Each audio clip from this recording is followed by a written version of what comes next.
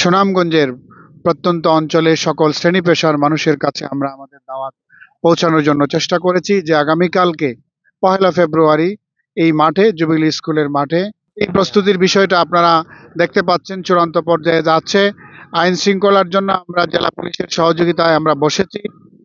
ওনারা আমাদেরকে আশ্বস্ত করেছেন যে শহরের আইন শৃঙ্খলা রক্ষা এবং আমাদের সমস্ত মেহমান এবং যারা আমাদের অংশগ্রহণকারী নেতাকর্মীরা আছেন, পুলিশ প্রশাসন, স্কুল কর্তৃপক্ষ, আইন শৃঙ্খলার সাথে জড়িত আর অন্যান্য গোয়েন্দা বাহিনী এবং সাংবাদিক বৃন্দ, ব্যবসায়ী বৃন্দ যারা আছেন, সকল কর্নার থেকেই আমরা প্রভূত পরিমাণে ভালোবাসা এবং সহযোগিতা পেয়েছি।